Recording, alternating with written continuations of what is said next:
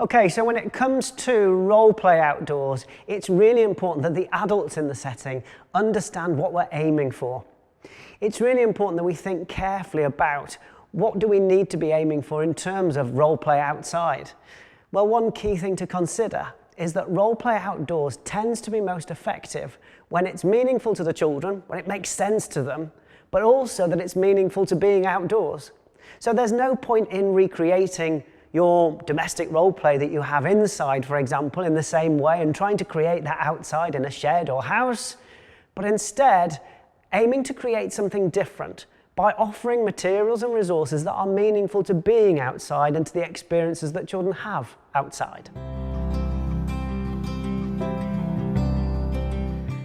Okay, so bearing in mind the importance for young children outdoors of being able to explore real life situations and explore ideas and stories relating to real life, I think it's really important to consider what different accessories, what different materials you have to be able to support that.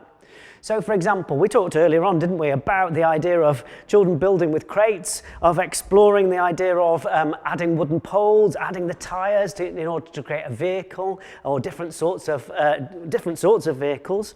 Well, role play linked to that is going to naturally flow, isn't it? So things like a mechanic's outfit, so explore the idea of getting under the car, of exploring the mechanics of the car and how to fix it and so on as part of role play. Naturally, linked to that also, you're going to have lots of play, lots of role play linked to emergency services. It's again one of those natural interests for young children as they play out ideas, as they play out their fears as well and concerns.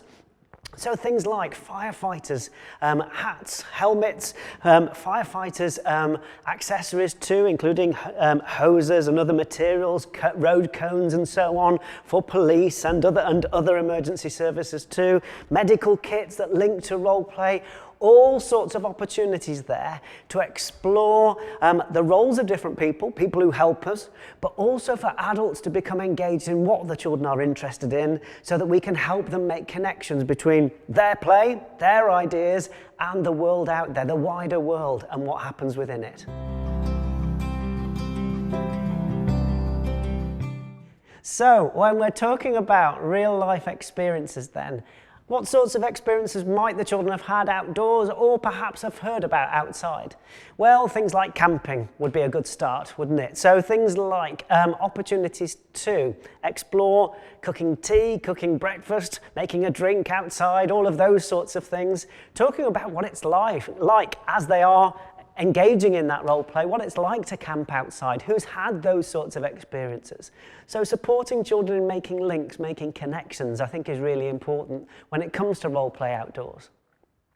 And then, of course, when we think about other experiences including holidays would come up, I think, quite high on the list for young children as well. Those sorts of opportunities to sit on a deck chair, perhaps, or to have a picnic outside, all of those sorts of things are experiences that the children will remember, and therefore we will be engaging in conversations and discussions about what they can remember and perhaps where they've been, but also opportunities for them to engage in different roles as part of that play too. So perhaps, you know, who gets the food out, who makes the food, who explores making the drinks and so on. That idea of exploring the different roles within their family grouping and so on, I think is important too.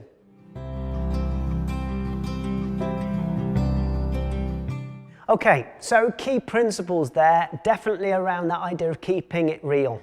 In terms of role play outdoors, make sure it feels real to the children, make sure that actually it links to their interests and their previous experiences as well. You might want to plan ahead with this as well. So with your team, with the other adults that you work with, have conversations and discussions about the sorts of language, the sorts of vocabulary that you can be using when supporting the children in camping play or picnic play, in those sorts of different conversations that will come up. What sorts of words, what sorts of questions will you be using as part of that? Also, think carefully about how you might follow this sort of play up. So what might you show the children together, perhaps at the end of a session or at the end of a day? What sorts of images on the interactive whiteboard, what sorts of stories perhaps might you share with them that link to their interests that have come through in this sort of play?